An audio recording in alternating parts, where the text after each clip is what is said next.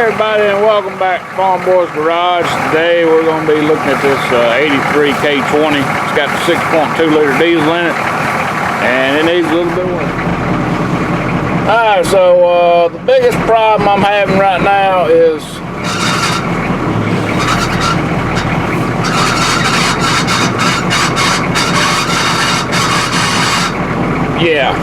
got a power steering pump squealing. Let's take a look at it. I don't know what we're going to find on this hood. Now, it's about mid-50s, so they said there'd be some wasp nests under here. Hopefully they're gone for the year. I see one back here on the firewall. Yeah, they do love to build in here, more especially behind these headlights and grills. So I don't do a lot of work on these things in the summertime just for that reason. So this does have the Hydro Boost brake system on here, and as you can see, this has been replaced. But I think the problem is in the pump itself. Now this thing's set up for air, but I don't have my air compressor on here, so that's going to probably save us a lot of time. I've actually got another pump that's got the correct reservoir. This thing should have a remote reservoir to it for this air conditioning system, because when the air conditioning compressor's on here, you cannot get to the fill part of it. Let's see if we got any fluid. We can see we got fluid. Maybe you can see. I know it's shadowy.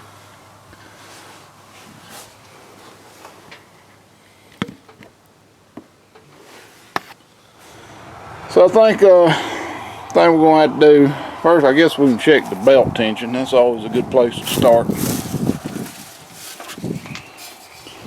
And as you can see, this belt's really loose.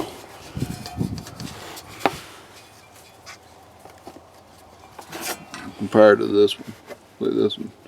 A little bit of deflection is normal, but this thing here, it's got a lot of deflection. This thing should also have two belts on it. It's only got one. So it should be another one. Looks like probably this one that goes here also goes on the ACE air conditioning. But you can see it's set up for dual belts. It's not that big a deal as far as running just one belt, but this thing being loose, that ain't helping problems. Also, this reservoir is beat in. I don't know if y'all can tell from the damn glare, but you can see it's beat in pretty bad. So I guess what we need to do is get this thing off, and we'll have to remove a few bolts. I'm probably going to pull this top radiator hose just cause it's in the daggum way. Let me get this radiator hose off here. Got a little bit of fluid in it, and yeah, maybe we'll take the, oh man, this shroud's one piece shroud.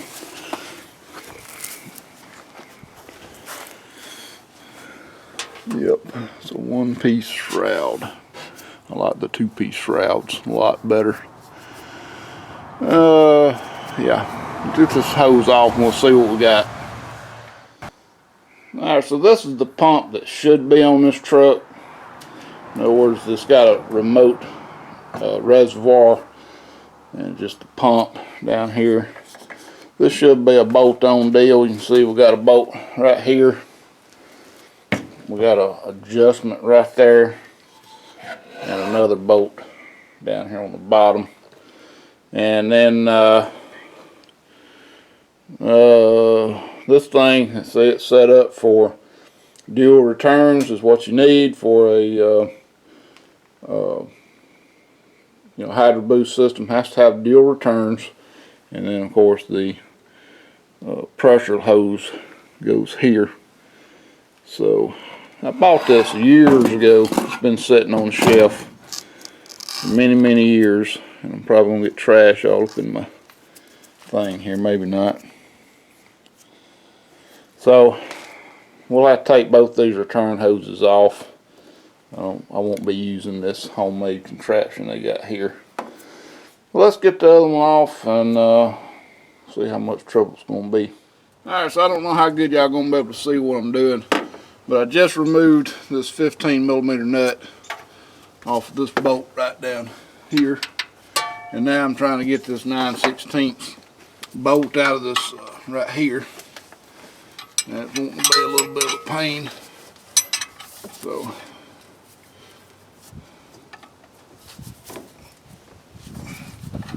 use a little leverage. There's one more that's kind of hard to get to. It's there on the bottom. We may have to get on the ground to get it. Alright, so I got that bolt off the bottom. We should be able to move this down, get this belt off. I'm not sure what's got us right now. I think it's damn pipe sitting on the frame there, it looks like.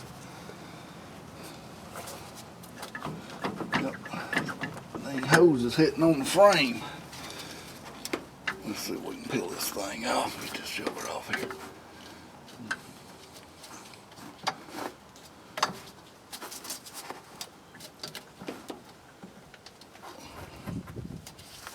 Alright, belt's off. This thing should just come straight forward. Okay, I got another bolt right here. Yep, got one more bolt to get out. Let's see what size it is. It's up here at the top. Another 15mm. I don't know how I missed that one. It's right up here. Pretty easy to get to. It looks just like the other one. It's kind of like, almost looks like a lock nut. Alright, so now we should be able to pull this thing free. Alright. Now, we've got to disconnect a few return lines in this power line, pressure line. And of course we're gonna lose some fluid. I'm gonna see if I can't get this thing up in this area right here. Maybe I'm able to, I don't know. There we go. That way we'll kind of keep the fluid in the reservoir. We'll go ahead and get the pressure line undone right easy. And then, oh man, that's one return line right here has got a crimp style connection. It ain't a worm drive. That'll have to be cut off. So we got this one coming off, and man, this thing gets filthy around it too.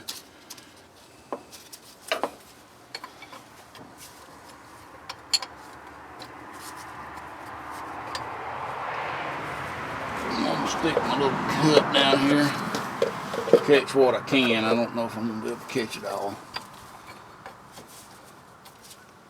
Of course, we'll have to get this thing changed out, have to bleed it.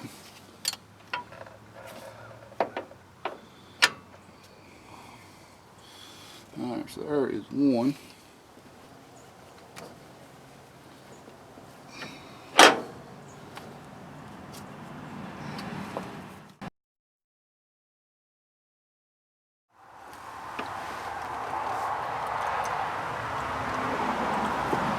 Pretty much got it drained. I think there's one more hose to get to right here. Flip it up on this other side. Cut this clamp off. We'll try to remember that the return from the steering box goes into this one with the curve, and the one from the brake booster goes into this one. We'll just cut this clamp off.